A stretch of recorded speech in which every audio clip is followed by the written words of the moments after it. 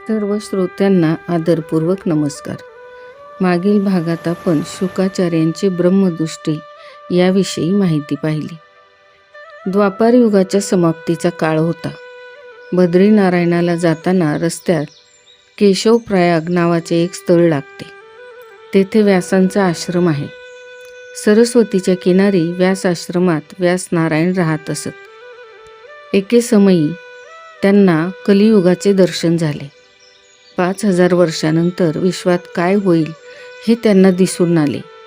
12व्या स्कंदामध्ये याचे विस्तृत वर्णन आपल्याला पाहायला मिळणार आहे. व्यासांना जे दिसले ते त्यांनी लिहून ठेवले. व्यासांना वाटले की कलियुगातील लोक विलासी होतील, बुद्धिहीन होतील, वेदशास्त्राचे अध्ययन करू शकणार नाही. म्हणून त्यांनी वेदाचे 4 भाग केले.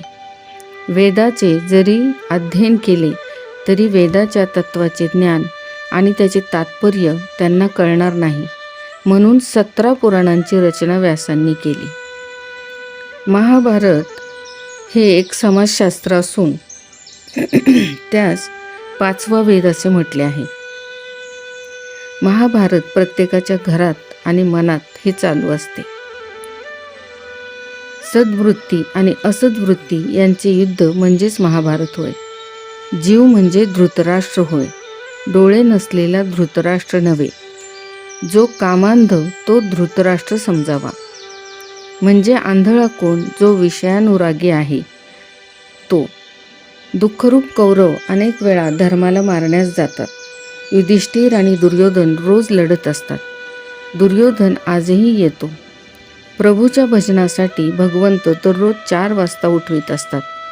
धर्मराज आपल्याला सांगत असतो सत्कर्म करा, पण दुर्योधन म्हणतो 4थ्या प्रहराची साखर झोप येत आहे.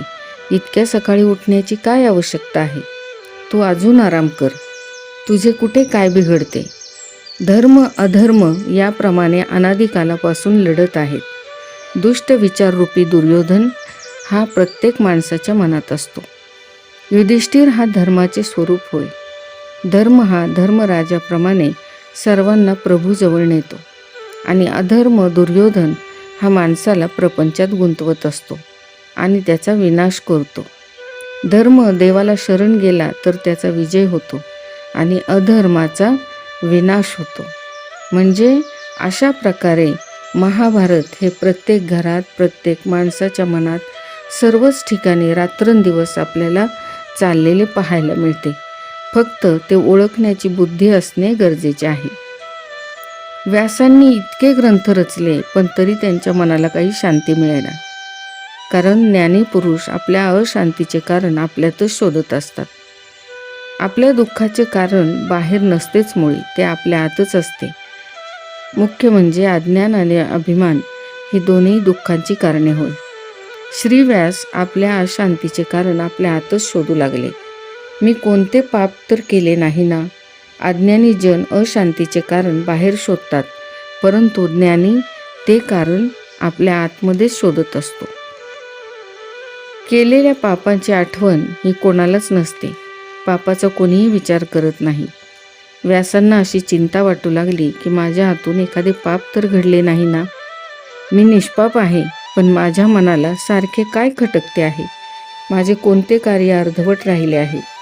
माणसाला आपली चूक लवकर सापडत नाही आणि म्हणूनच म्हटले आहे, कृपा भई तब जानिये जब दिखे अपना दोष. जगात कुठल्याही जीवामध्ये दोष पाहू नका, आधी आपले मन सुधारा. जर कोणी आपले दोष दाखवत असेल तर त्याचे उपकार कधीच विसरू नये.